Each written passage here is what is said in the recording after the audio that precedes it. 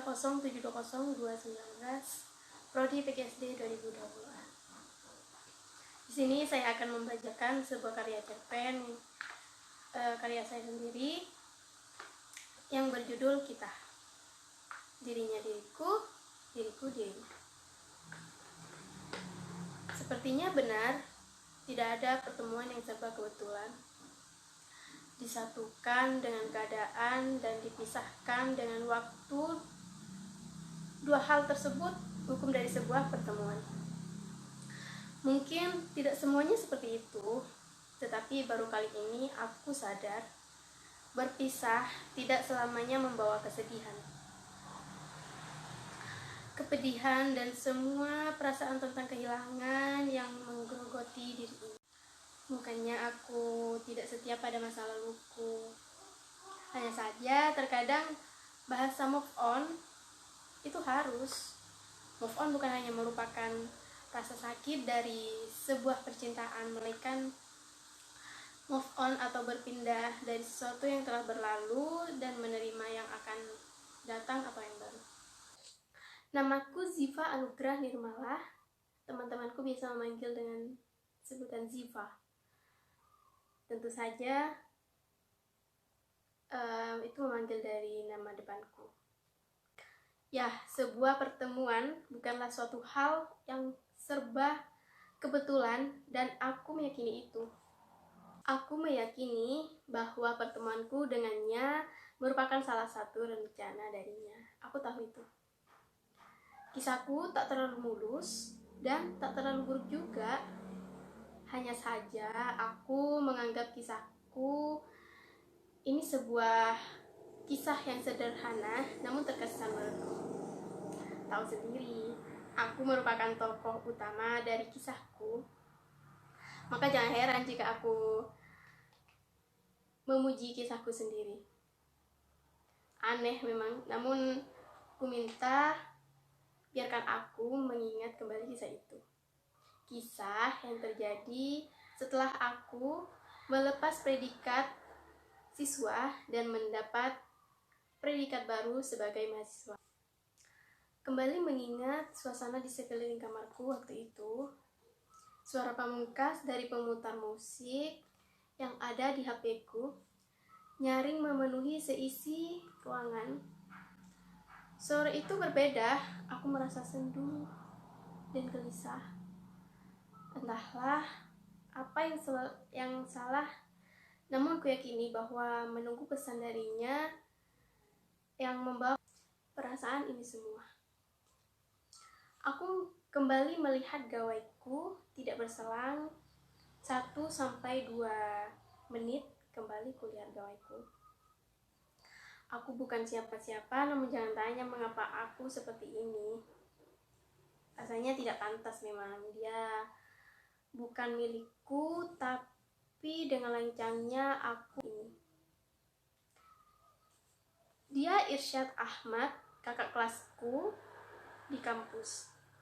Sejak masuk kuliah, aku merasa melepas semua duniaku. Aku kehilangan teman, kehilangan kesukaanku, bahkan aku kehilangan gairahku untuk belajar. Namun hal yang aku ingat tentangnya yang mencoba mengajakku ngobrol di saat teman-teman yang lain menganggapku aneh karena terlihat seperti orang yang tidak mau bergaul atau lebih kerennya ansos.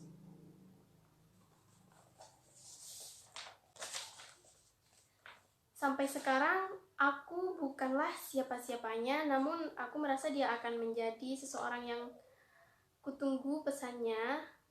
2 bulan sejak percakapan itu aku tambah gelisah. Sebenarnya ada apa denganku? Salahkan perasaan ini atau dia yang terlalu menaruh perhatian berlebihan kepadaku? Entahlah, aku tidak yakin itu. Semakin hari, semakin aku meyakinkan diri, jangan sampai perasaan gila ini terus menggerogoti hingga tak mampu lagi untuk menahan itu. Kak Ziva, tolong dong ceritakan tentang Suhita, Kak. isi dari pesan suara yang dia kirim. Tepat setelah aku meresensi buku di radio. Ada usil memang, namun itu yang kusuka dari dirinya. Kita ngobrol selalu ngalur ngidul, tapi dengan seperti itulah percakapanku dengannya tidak pernah putus melalui media sosial. Aku masih ingat bagaimana aku yang semangat menjelaskan tentang dalam novel Suwita itu.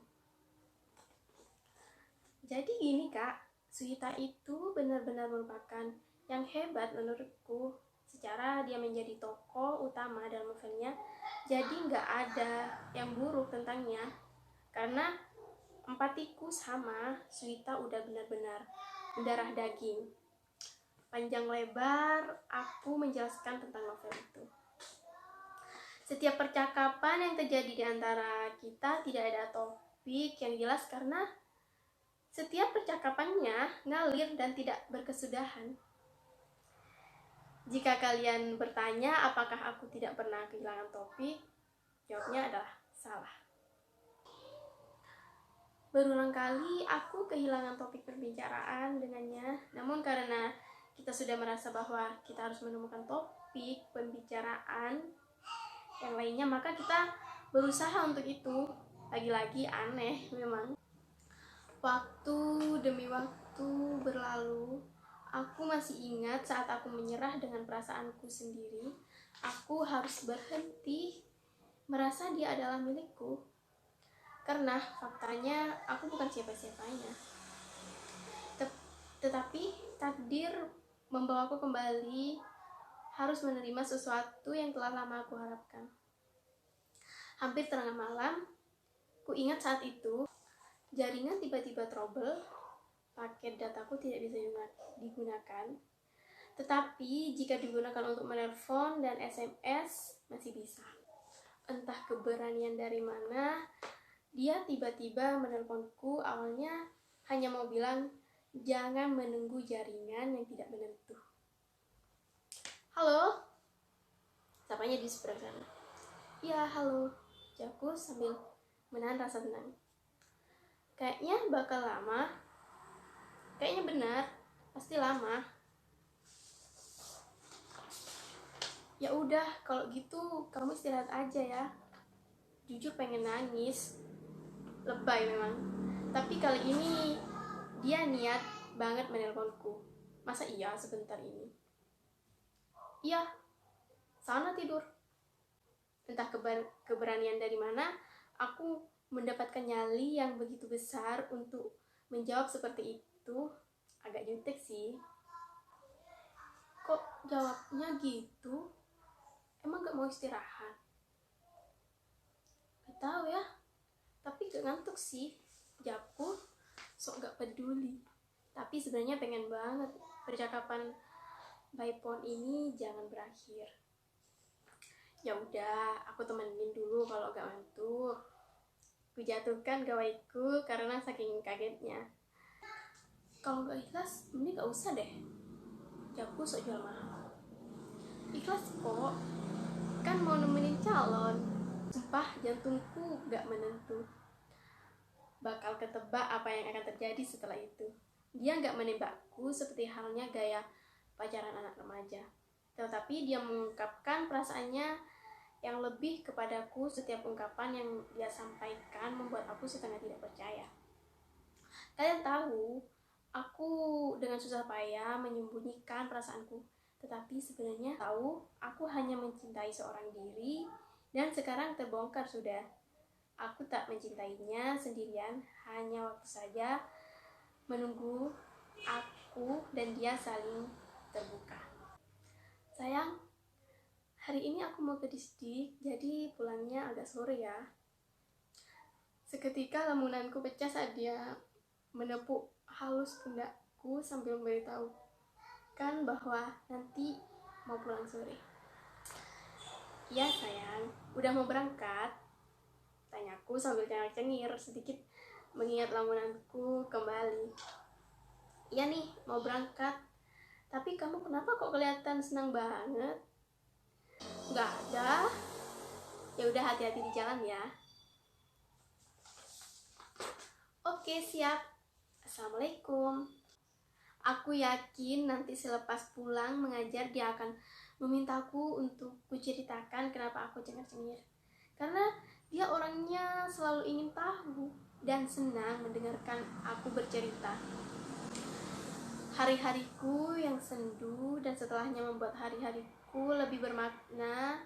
Suamiku Irsyad Ahmad, seorang yang bertanggung jawab kepadaku dan yang kucintai, terima kasih telah menyatakan perasaanmu kepadaku. Sampai saat ini, aku seperti tidak percaya dengan semua kebahagiaan. Sungguh, aku berterima kasih kepada takdirnya karena telah mempertemukan kita.